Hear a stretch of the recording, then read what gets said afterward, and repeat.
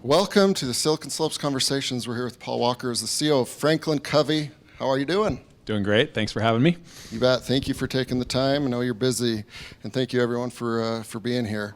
Let's start with, for those that don't know, just a quick little summary of what is FranklinCovey. What do you guys do?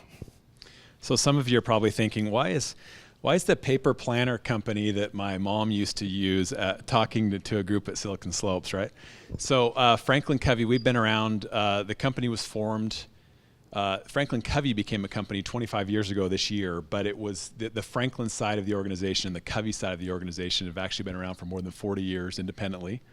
Franklin, you'll remember if you're from Utah, was the paper planner, productivity, pre-technology. That was kind of all the rage, retail stores in every mall in the country. And then the Covey side, Stephen Covey wrote the book, The 7 Habits of Highly Effective People, and they were a leadership consulting and training company.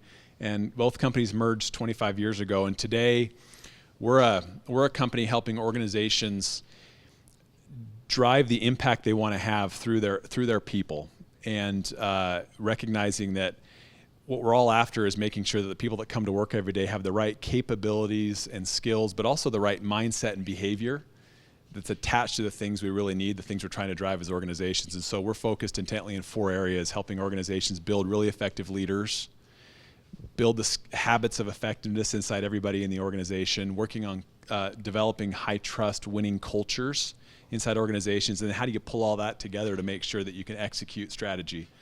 So at the highest level, that's what we do.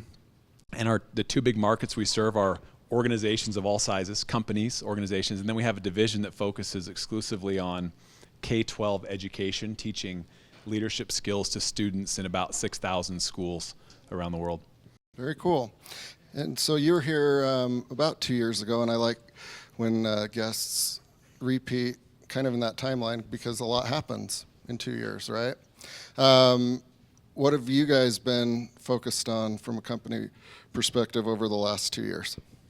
So if I remember right, 2 years ago there was no one here because it was the middle of COVID. A lot has happened. A lot's happened since Friday afternoon last week, it feels like.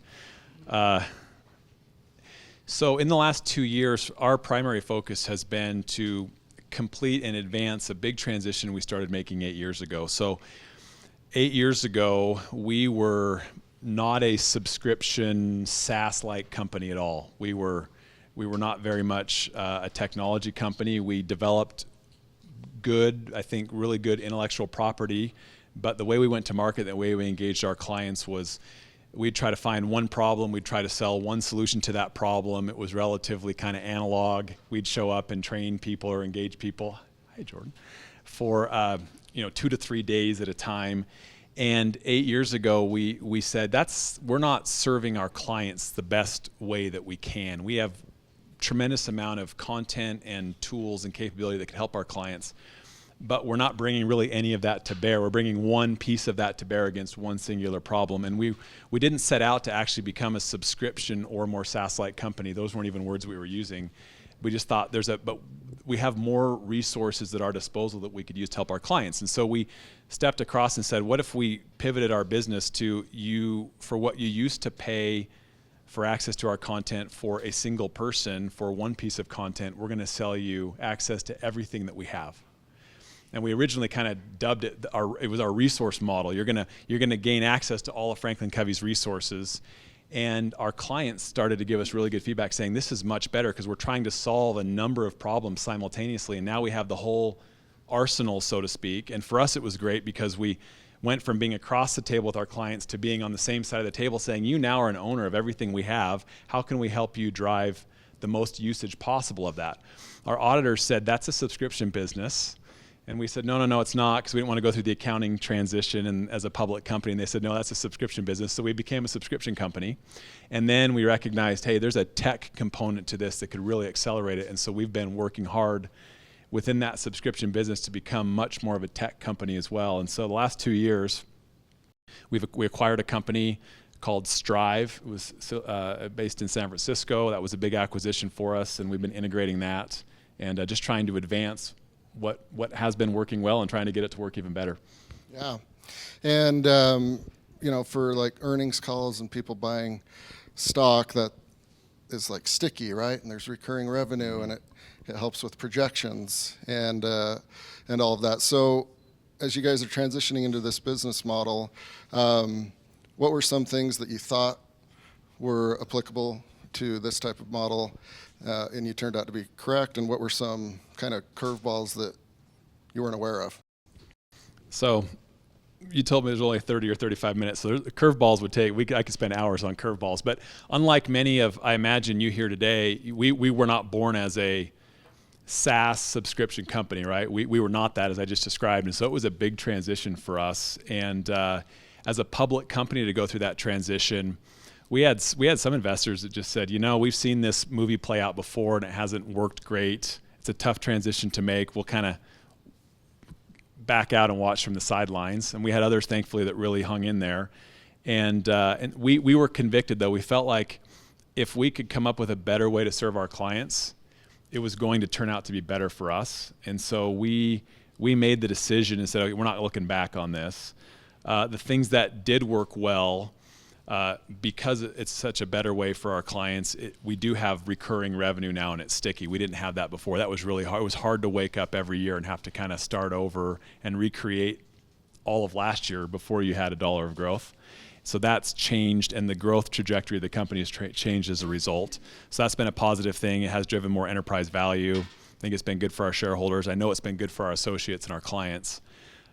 Lots of things along the way that didn't pan out exactly like we thought. If you make a change it's that big, as you all know, you kind of end up, if you change the business model that fundamentally, you kind of end up changing everything over time, right? All of who you hire, the talents and capabilities you need, what's going to happen with your culture, the way you compensate people, the internal systems, the way you account for every dollar of revenue. I mean, there's kind of a wagon wheel of issues, and we've kind of had to work through all of those over the last number of years. But thankfully, that's mostly in the rearview mirror now, and it's been a fun journey, hard journey, but fun journey. Yeah, probably pretty rewarding. And we don't have a lot of public companies that are on this stage usually, but you also have to factor in the public markets and the stock price and your biggest shareholders.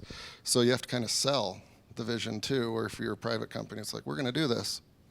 How do you go about communicating effectively, kind of with some added pressure, right? Because this is kind of what you guys do as part of leadership, is communicate effectively and instill trust. But the buck kind of stops with you. I know you have a great team to support that, but what were the communication methods like to inform everyone? So in this regard, where we are public and maybe many here are not, it is different, but it's not different at the same time. We all have the same primary constituencies, right? Our associates inside our organizations are a major constituency. Our clients are a major constituency, and then our owners or our shareholders are a major constituency, right? And so it's three legs of the same stool that you want to keep all balanced, and you want to try to win with all three of those groups. And so again, we were convicted. It did require a lot of explaining and telling and being very intentional about trying to understand what we thought that journey would be like, and then also acknowledging that there were going to be, for us, reported revenue went like that, right? Because we took all of that revenue that we used to recognize at the time we sold it, and we had to defer it and put it out on the balance sheet and then bring it back on over the course of the next year. And so just getting clear on what the models were. What was very helpful, actually, is we went to look early in and we said, okay, who else has gone on a journey like this? And it so happens that Adobe went on a very similar journey as a public company. They pivoted from boxed software as their primary income stream to moving to their cloud-based SaaS model.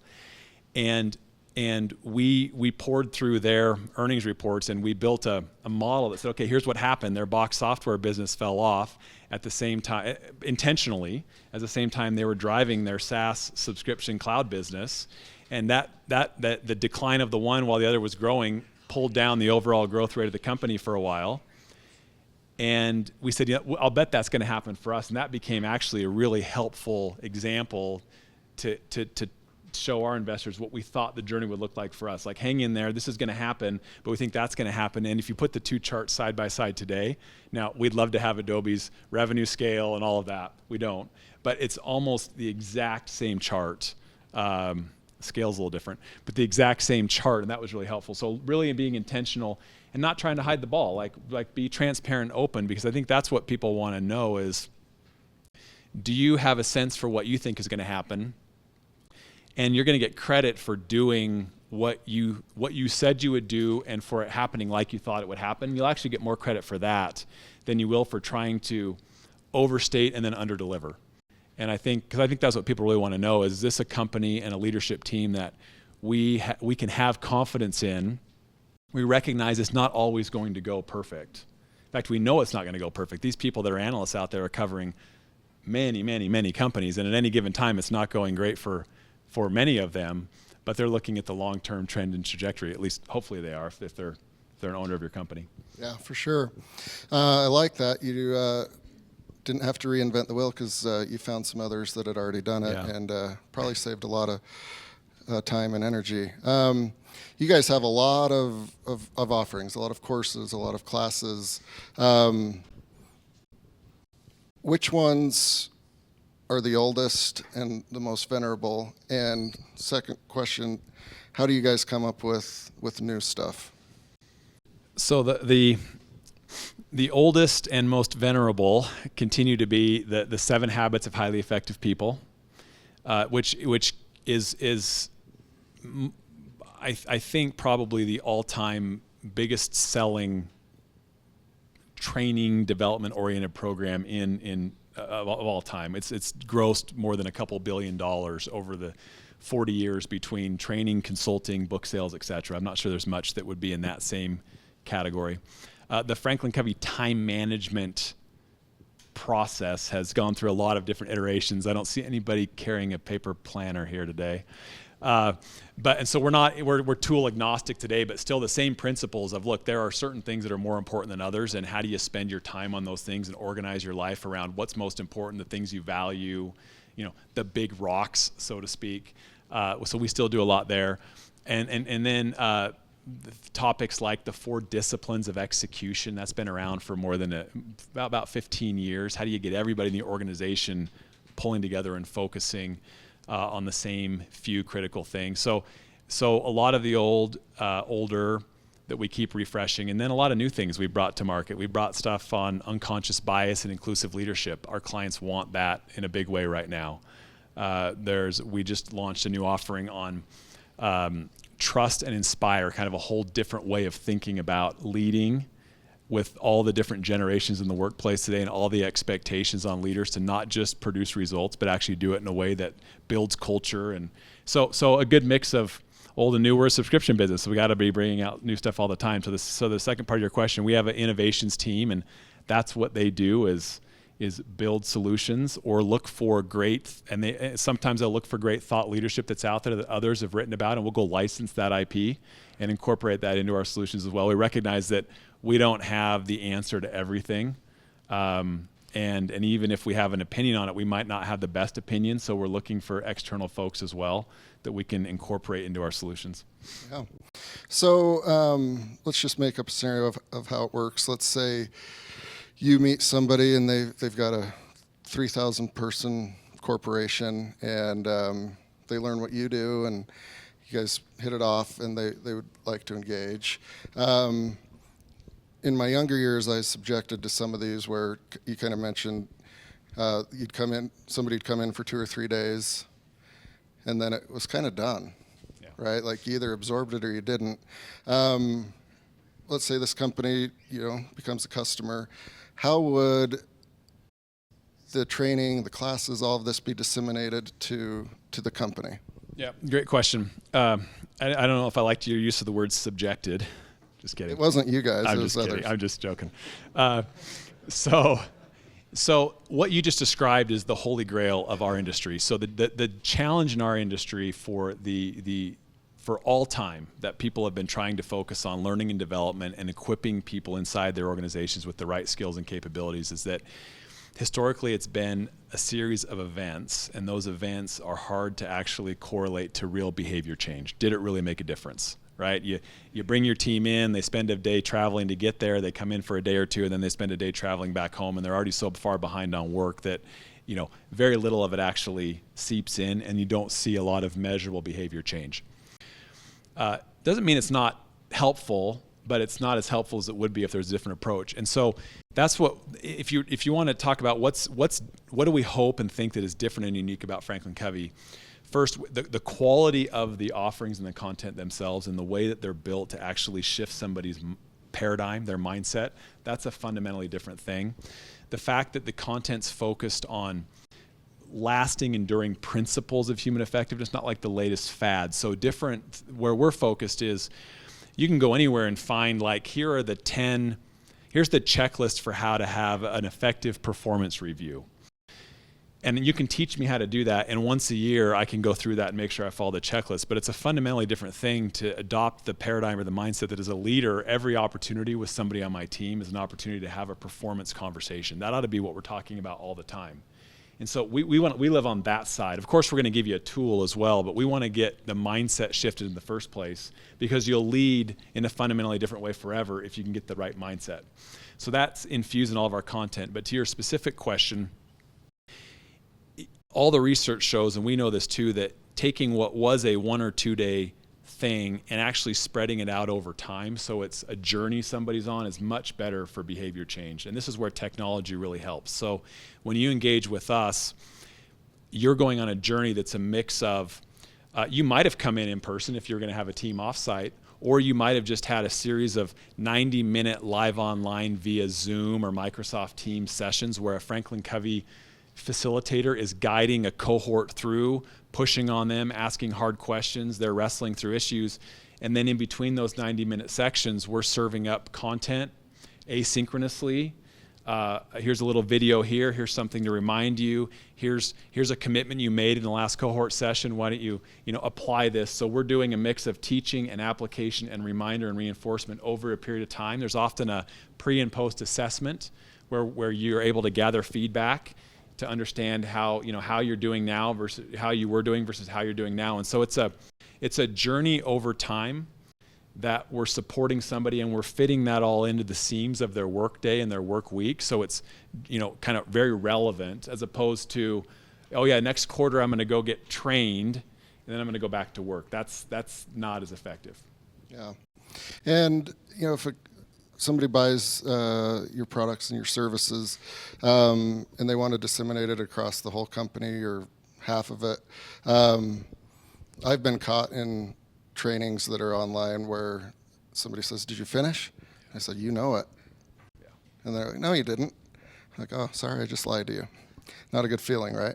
Do you find that the leader, the person that solidified the relationship, requires everyone to finish the training, to finish the courses? Is it voluntary? How does it work?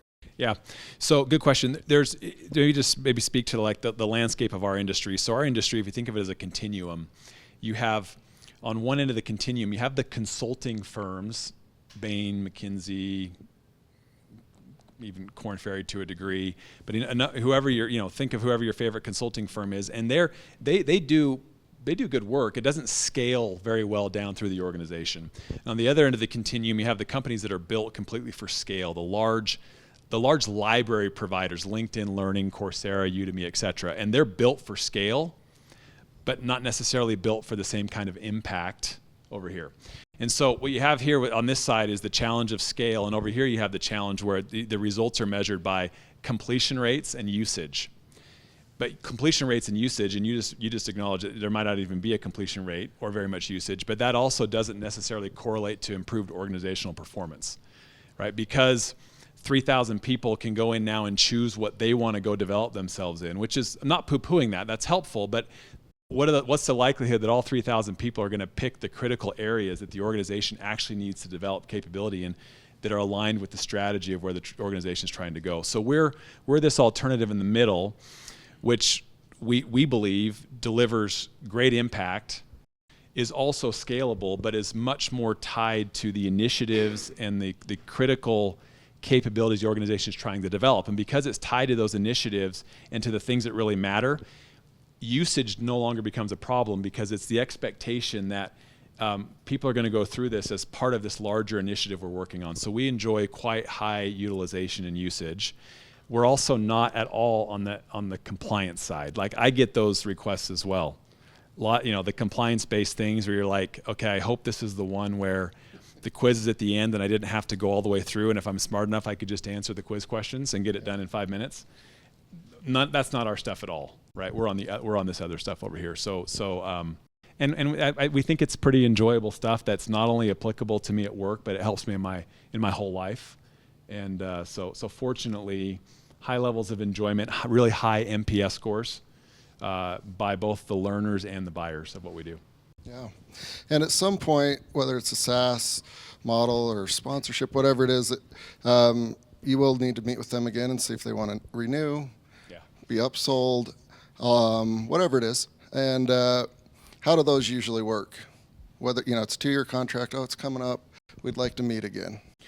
So our contracts are all minimum 1 year. The full year is charged and paid for upfront. It's not a monthly contract, it's an annual contract. When we started, you're going to laugh at this, but we had never conceived of the idea of a multi-year contract. Seems kind of funny, but we hadn't. And about 1.5 years into this, we were at an investor conference, and an investor came and said, "Hey, have you ever considered multi-year contracts?" And we're like, no, but we probably ought to consider that.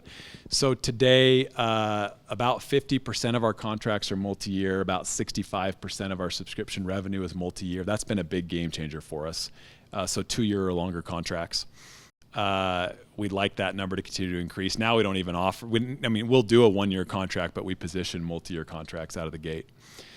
And that works well because the progress our clients are trying to make, they're not going to get it done. These are larger initiatives. To try to transform your culture doesn't happen in a quarter or even in a year. These are longer term initiatives. To answer your question specifically, once somebody becomes a client, then our customer success organization meets every quarter in a quarterly business review. The third of those 4 quarterly business reviews is our annual business review, and it's in there where we're securing the renewal, a quarter ahead with our clients. And fortunately, the retention rates have been quite good since we launched. Very cool. So it could be summarized in like one sentence, right? Like, hey, Paul and team, we are seeing the results. We're going to re-up again, right? That's what you'd like. I could have said it that way too, yeah. But I don't do anything in one sentence. No, the explanation was great. And that's got to be a good feeling, right? Because it's their decision, right? They might have been in a board meeting before and be like, is this working? No, cut it. Is this? Yes.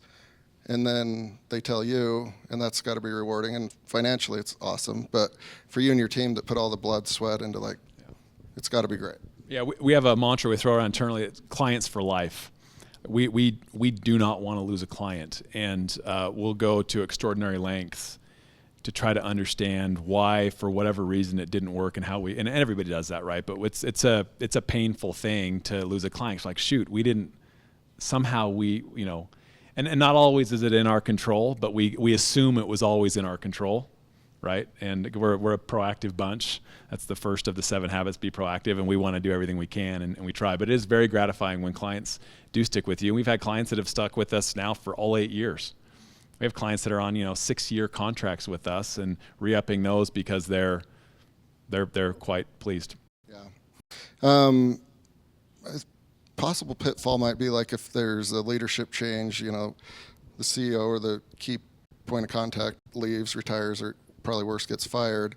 How do you guys manage those situations? Yeah, that's the biggest risk for us for non-renewal, is that the person who purchased initially is no longer in their role. And so we can't perfectly combat that, but part of our customer success approach is job one is launch the thing they purchased so that they can get started and get using it and start to see value from against the original job they had. But job 2, right on the heels of that, is to start to hunt for additional decision makers and additional populations that we could serve. So we're very much a land and expand model. Our average customer does about $34,000 or so in their first year, but the average customer we have is doing about $76,000 today. So we land and expand.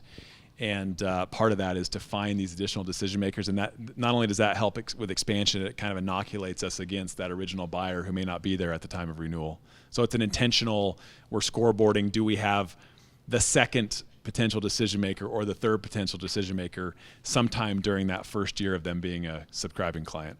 Yeah. There's going to be all sorts of little nuggets here for public companies, big companies, small companies, but land and expand is probably a good business principle in general. Yeah. Let's talk a little bit more about the K through 12 offering you guys have. I don't know that much about it, but I assume it's for both like principals, teachers, superintendents, but then the kids. How long has this been going on? And I'm more interested in like the kids learning leadership, right? Because you've heard that argument that they're either made or born. I think they're made. But how does it work with kids versus adults? Okay, great question. This is a cool business we have. So first of all, our mission statement at FranklinCovey is that we enable greatness in people and organizations everywhere.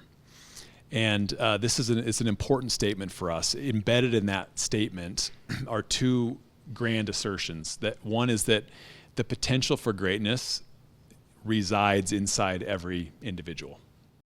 Now, I have teenagers at home, and there are some mornings where that potential, I believe the potential's there, but I'm not seeing much evidence of it. But the potential's there nonetheless. And the second is that because the potential's there, it can actually be brought to the fore. Like there are things that you can do that we can help do that helps others tap into their potential, or that they can do to tap into that potential themselves.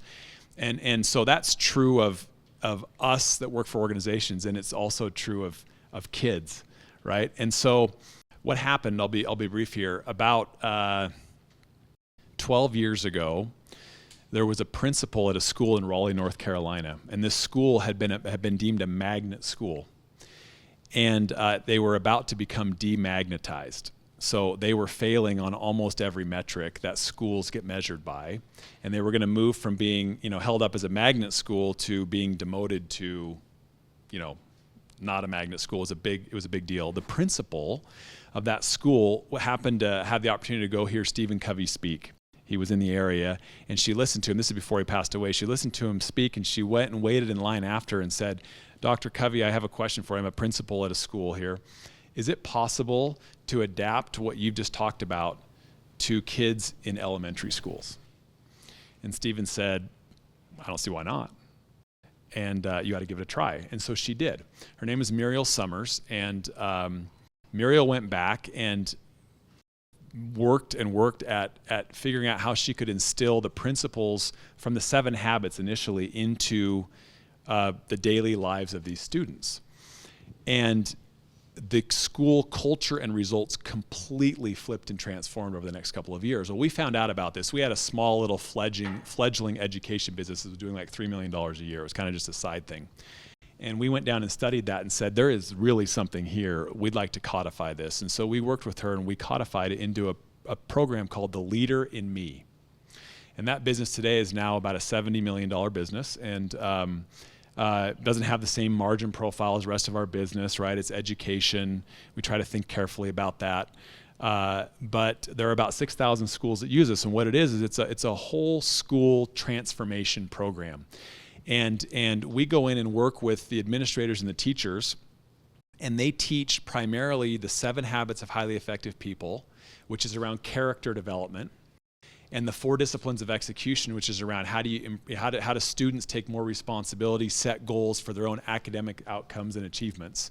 And it is the coolest thing. When you go visit a Leader in Me school, the responsibility for leading has been transitioned to the kids. The teachers and the faculty no longer lead in these schools. The kids all lead. They're all given a leadership responsibility, all 500 of them. I'm responsible for greeting every new person that comes, right? And they're at the door there to shake your hand and greet you. And so they're learning these skills of resilience, self-leadership, communication, all these things that we need and that kids are really struggling with right now. The world has become a harder place than ever for everybody, but especially for kids in school. It's super divisive. There's bullying, all kinds of problems, and educators can't cut through all that noise to do what their original job was to teach reading and writing and arithmetic, right? They can't get through the interference, and the leader in me kind of inoculates against that interference. It's because the students themselves are becoming much stronger leaders of themselves, and then that translates back into their families and their communities. It's a really, really cool business. Sean Covey, Stephen Covey's son, actually runs that division for us. He would be a cool person to have come talk sometime. It's a really, really amazing business. Yeah, I'm sure we could talk for a long time about that one. And it sounds cool, and you know, you're obviously excited about FranklinCovey and your duties there, but you perked up quite a bit when you were talking about that one, which is always a good sign. That you, and it sounds like your entire team, genuinely enjoy that aspect. We do. It's great, yeah. And so the school in Raleigh ultimately was a happy ending? Oh, amazingly happy ending. Yeah, they did not lose their magnet status and have gone on to become, in fact, I think that they became the #1 magnet school in the country on the back end of that challenging time they had. And like I said, there are now 6,000 schools using Leader in Me, and we're kind of just at the beginning. So it's the same. We're drawing from the same well of intellectual property and thinking, and we're just adapting that. It's the same skills, right? These are good life leadership skills that if everybody inside a company had them and everybody inside a school had them, it just becomes an entirely different place. The level of cooperation, trust, coordination, communication, all that goes up, and the amount of friction goes down, and that's what gets in the way, right? It's the challenge we all have is not coming up with the right ideas. It's figuring out how to get those ideas to scale down through the organization and get people to actually be able to focus on those at the, you know, instead of other things, and that's really what we're trying to help our clients do, is just less friction, more ease, more people on the same page working really well together. Yeah. So just a business question. If an elementary school is doing it and they're loving it, they matriculate to a junior high, right? I assume if they're not in the program, they're targeted in the sales cycle to like do it, right? Do you find that like the school districts see successful things happening and then they say, what are you doing? And then it just goes out from there? Yeah. So it's really a K-12 offering. So there's a version of it for K-6. That's a little different application. There's the middle school version. There's a high school version. And when we first started in that business, we kind of sold school by school. Now the sale is really at the district level because the district wants to continue that and all the way through. Yeah. Very cool. And that's a whole different sales pitch to, you know, superintendents and principals than a CEO. Yeah. Right? Like I said at the beginning, when you change your strategy, you have to change a lot of other things. Selling to superintendents is very different than selling to a principal. And so who you hire, who's going to make that sale, what your marketing team talks about, yeah, it's a different thing. Yeah. I've got a cousin who's a superintendent in rural Nebraska, so we should talk. All right. I'm always interested in your guys' company because you're focused on leadership and improvement and values and ethics and making everyone better. That gives you and your team a little bit more pressure to do that internally as well, right? I'm interested in kind of the eating your own dog food question as a skunk works. Any validity to that thought of like it starts with you guys? Yeah, so we have to, right? It would be the height of hypocrisy to not attempt to do that. I think FranklinCovey is a unique place. I think if you came and spent time with us, you would say, all right, you know what, this largely does really feel and resemble what I thought the company that came out with the 7 Habits and the Speed of Trust.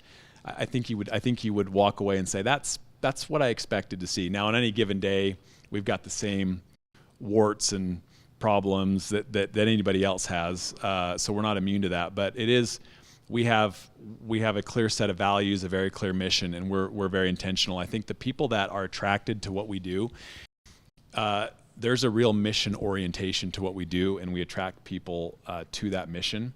And so we have a little bit of an advantage maybe that way, in that just those who come in the door they're already thinking, believing, and buying into that, and that then permeates through the culture. But we need to be intentional. We use our stuff, right? We need all of our leaders trained in the very same things that we're training our clients in. Yeah, and I'm sure it creates a bunch of subject matter experts that they're not caught off guard by any questions a customer might ask. Yeah, we got it. We've got to. People pay us a good amount of money to have our people come in and consult and coach and train. I was in Mexico City this week with one of our large clients. It's one of the largest banks in the world, and they were having an executive team offsite in Mexico City, and we had 2 of our consultants there for 2 days, and I was just there for one of the days. But they're expecting that we walk the talk, and that it's not an inexpensive thing to engage us, and so high expectations. For sure. I've got 1 or 2 more questions, then we'll open it up to the audience. So get your courage up.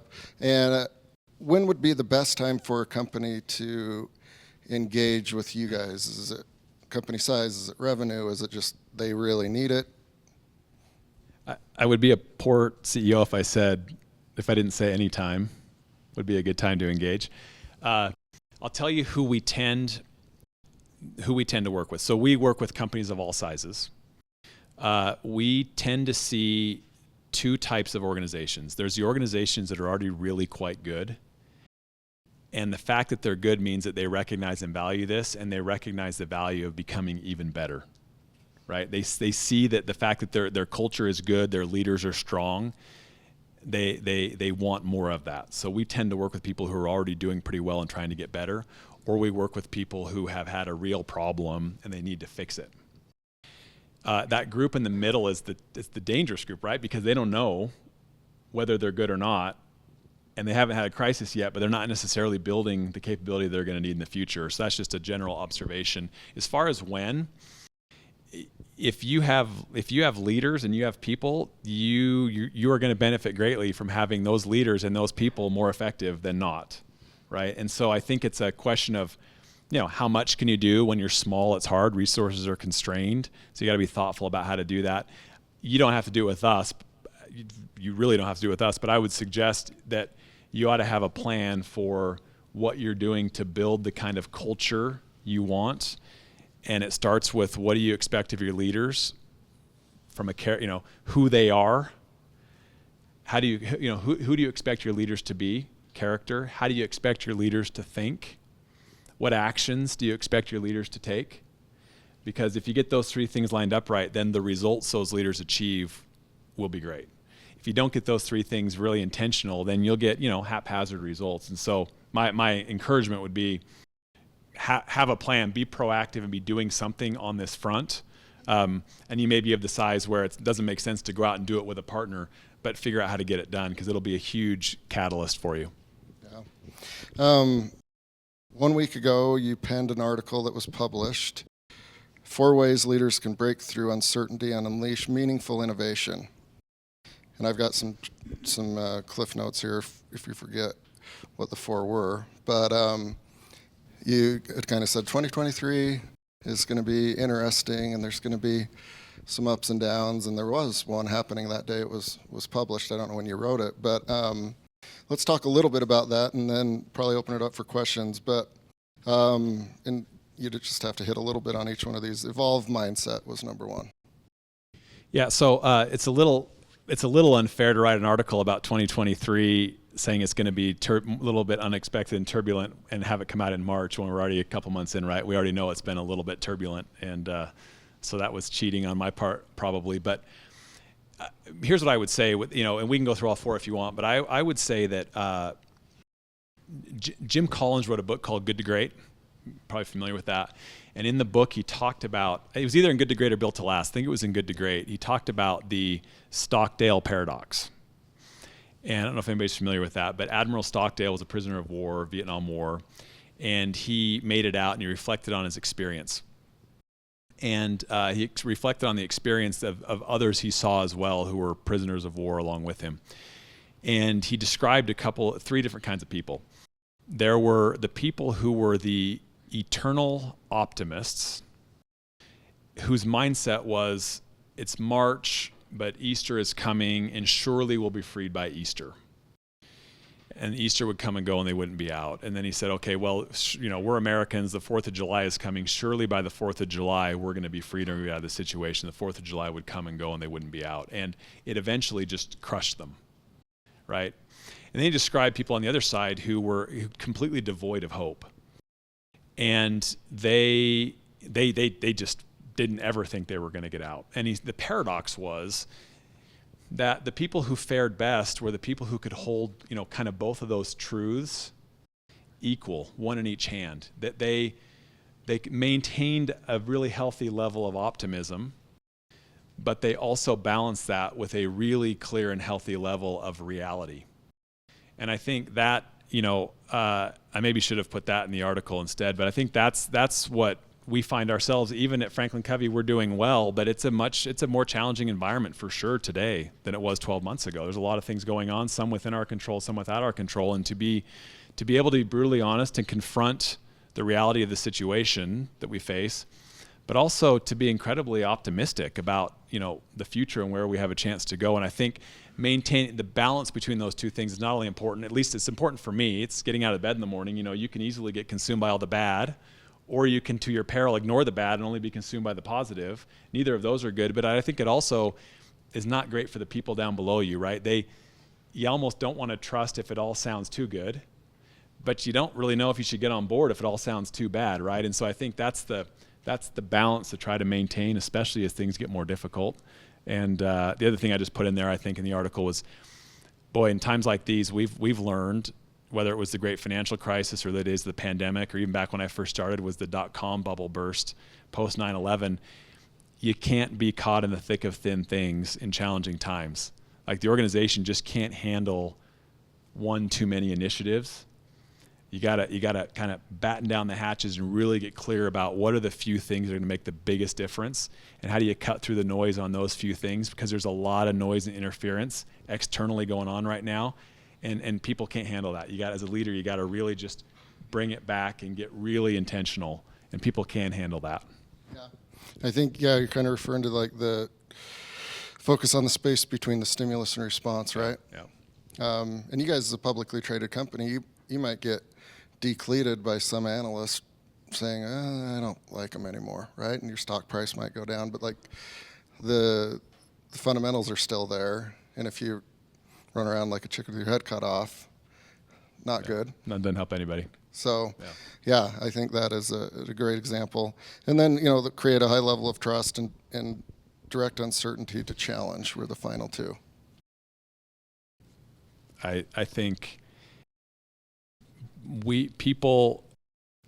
people will do amazing things if they feel like they can say, I feel like a valued member of a winning team doing something really meaningful in an environment of trust. And as leaders, if we can create those conditions for our people where they really do, they feel valued, they feel trusted, they feel like they're doing something that's important and worthwhile, then you're going to get the best they have to offer. And my experience is when people are able to give the best they have to offer, things end up turning out pretty darn good. Yeah, absolutely. Yeah, when I was little, we were elk hunting, and we shot an elk, and it was 4 or 5 miles away from the nearest road, and it was on a mountain, and it was starting to storm, and we were all uncertain about what to do. A grizzled old veteran came and said, start harvesting the elk, and we will figure it out. But like the challenge of like, get this done, took all the uncertainty away, and ultimately it was successful. If we were left to our own devices, it probably wouldn't have been. But that's another easy one, right? Just, it's a great story. There's some uncertainty. Challenge that and get going. Then we'll figure it out. All right, we've got a microphone in the back. Raise your hands if you'd like to ask a question to Paul. Hi, good to hear from you. There's good hope for you. I've gone back to a paper planner. All right. I'm looking for an old Palm because I don't like my middle managers at Microsoft, Apple, Google, and Amazon, or MAGA. And So anyway, trust is an issue, and you really can't trust these devices and the data we put on them. However, my question is LinkedIn. Yeah, I can see that probably most of your clients are the sophisticated mid-sized to large companies. You mentioned small business, but do you see LinkedIn and all of the people who are promoting or are trained to promote leadership or motivation or other principles that you focus on? Do you see them as a competing interest, and does it have an impact on you? Do you see LinkedIn as a platform for you and your FranklinCovey? Do you have any comments about that? Yeah, great question. Just to clarify, are you speaking about LinkedIn Learning, the former lynda.com company they purchased that's a training vehicle, or LinkedIn as like the social media platform? Social media platform Yeah. piece, because I understand that piece, but Yeah. I wonder if people pose the, Yeah. compete, take business, or if you take business yourself. Yeah, great question. So our industry is like extremely fragmented.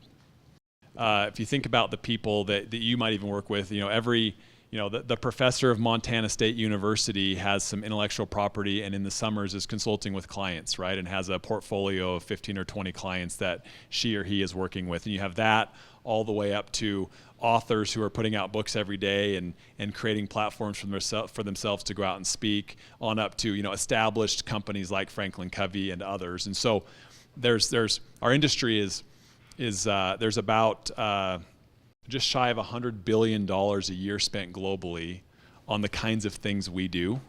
It's a huge industry. It's growing, and it's massively fragmented. We're a $270 million company, and we're one of the larger in the space.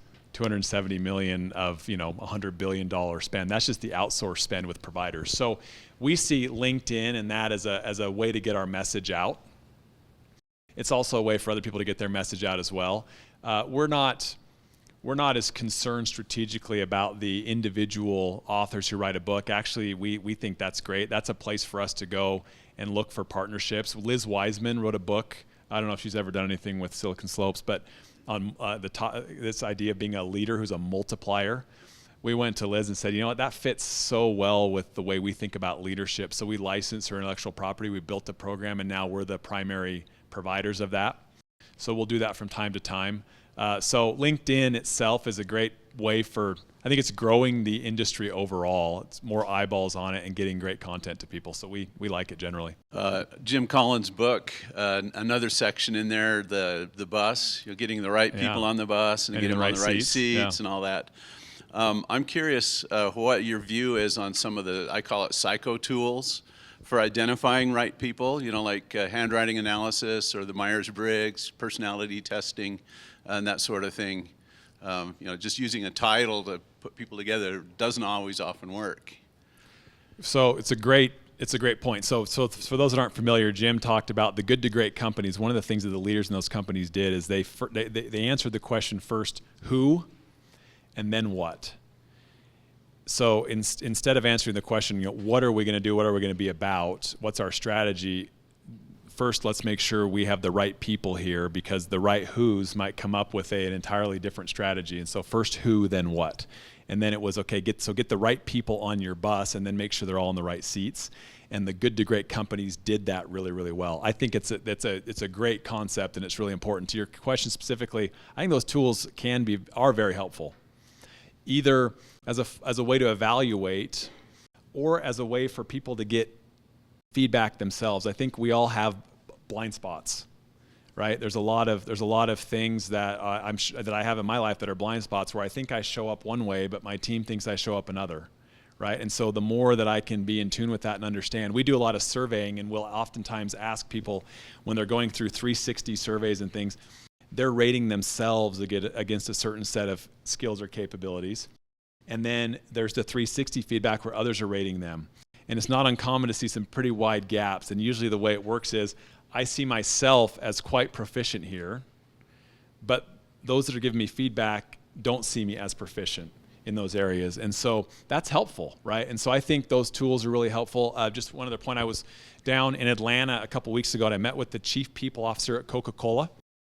And so she has a big job, right? She's responsible for the people and people development and people strategy for all of Coca-Cola worldwide. And she said that the executive team at Coca-Cola meets once a quarter And the entire purpose of that meeting is to evaluate the performance of the top 250 leaders in Coca-Cola worldwide.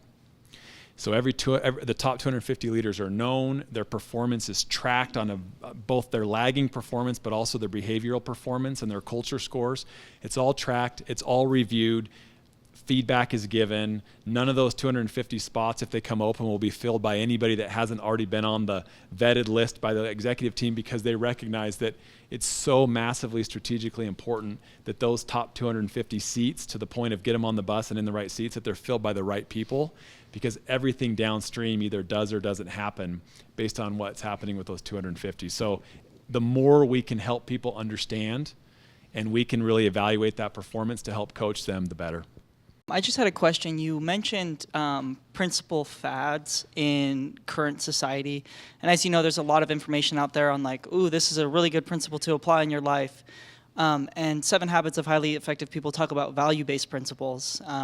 So what warnings do you have for principles that should be regarded as fads currently for an individual like myself that's young, that's building my life, that I can kind of look out for? And then what principles like have helped you, I mean, even if it's just one in your career and life? First of all, I think social media is good and bad, right? And we all know that. I'm not going to get into the whole social media thing, but challenge is it's created a platform for everybody to have an opinion on everything. And if you're not careful, you can confuse opinion for like credible, durable, enduring fact, or things that are going to really stand the test of time. And so I read a lot. I consume a lot of things. I tend to find myself gravitating towards the things that are more well-researched, more well-grounded, and not kind of the opinion pieces. Right? I mean, I put stuff out on LinkedIn. It's short form. I'm not saying short form things aren't good, but I think I would look at just, is it coming out from organizations or from people who are really on the problem, who are thinking deeply about it, who have gone out in the wilderness for 30 years and thought about that and are really bringing something that is hopefully going to stand the test of time, right? That's the nice thing about something that's principle-based, is universal principles are universal principles. Gravity's never going to change. It's a universal principle, and there are those out there around human effectiveness and leadership, and so I think, my advice would be at least make sure you're looking at those. In terms of like one principle that's helped me, I don't know. There's a lot. I'll tell you, right, the one that just popped in my mind right now. And this isn't necessarily a principle, but I think it's an important thing. Assume best intent. Like in the world today, it seems like we're actually willing to assume worst intent out of the gates more than we are willing to assume best intent. And I don't think anybody wakes up in the morning thinking, you know what I'm going to do today? I'm going to try to make the stupidest decision I can make, right? Or I'm going to try to, but it's hard to cut through that because we're kind of only wired to look for the negative and look for the bad examples. And I actually think people are trying to do a pretty darn good job. And if it didn't come out the way that you hoped it would, it probably wasn't because they weren't trying to do a good job. And so assume best intent would be one that I'm grateful that people have provided me that grace, and I hope I provide others that grace as well. This is a good reminder for me to reread the 7 Habits. It was a long time ago that I read it, and I'm We could get you a copy if you want. Yeah, that would be good. One of the things, you were talking about principles, and you also mentioned transparency. And one book I recently, a few months ago, finished was Principles by Ray Dalio. And he talks about radical transparency and how that was one of the key principles that helped his organization, Bridgewater, do what it did.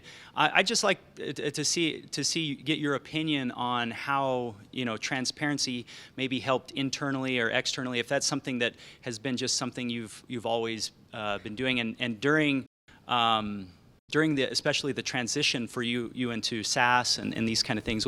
I'd like, if you can, just in terms of transparency, has that been a pretty big thing for you in terms of FranklinCovey and stuff like that? So yeah, thank you. I liked Ray's book too. That would be a good book to read. Okay, it's not short, but I thought that was a good book. Radical transparency, I think, is important. In fact, back to the Jim Collins thing again. I had a chance to go over to Boulder a couple years ago, and we sat in Jim's office, and we were asking him all kinds of questions about what was, of all the concepts, what was his favorite, et cetera. But he oftentimes has executive teams that will come and travel and sit down and meet with him, and he'll ask them, he'll come in and start the meeting and say, we're not going to talk about anything until you guys put all of the worst, ugliest, potential disastrous stuff on the table that you're dealing with right now. What could take you out? And his advice was that you not in every meeting, but you need to have some times where you're willing to really confront the real challenges that are there that could blow a hole below the waterline. Because if you're not, then you're not really dealing with the right issues. Now, don't suggest you do that with every level in the company, right? But I think transparency is really important. Talking straight is really important. It's hard though, as a leader, right? None of us want to go out and say something that's not true or not be transparent. But so instead, what we do, because we're not sure if we can be fully transparent, we kind of will spin, or we'll kind of tell part of it, or we'll kind of try to position. It's kind of a counterfeit behavior, right? If being perfectly open and transparent is good and lying is bad, I know we're not talking about lying, but the in-between is kind of this counterfeit. It's not quite the same, but so I think it's something to watch out for sure. The more transparent you can be, I think the more people will appreciate it. And I think the more that they can make good decisions. I don't know what to do if I don't know what the whole picture is. And so I think generally speaking, transparency is really important and something, we try to do it, and it's hard sometimes to feel like you can be fully transparent on a topic. Paul, to riff off the idea of the idea of speed of trust.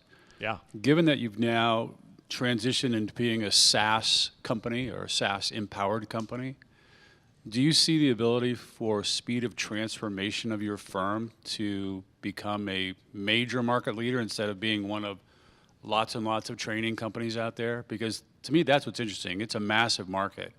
There is no real, quote, elephant. Am I understanding that correct? You are. Were you listening into our 2-hour board meeting this morning? No, I could have. That would have been fun. No.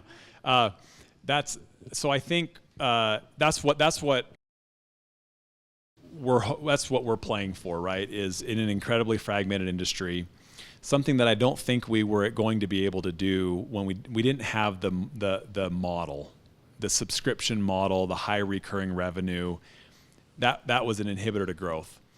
Now that we have that model in place, we've gone through that transition. Now the focus, and we do. Thankfully, we are quite profitable. We generate a lot of cash, and so now that's the next big strategic frontier. Is how do we've done some M&A. It's mainly been tuck-in stuff that adds capability we didn't have. How do we through our own organic efforts and also through the leveraging the cash that we're generating and leveraging our balance sheet to accelerate growth much more significantly and to really be not just a market leader maybe in brand and quality of content, but a market leader in size and really get out ahead. That's what my job is.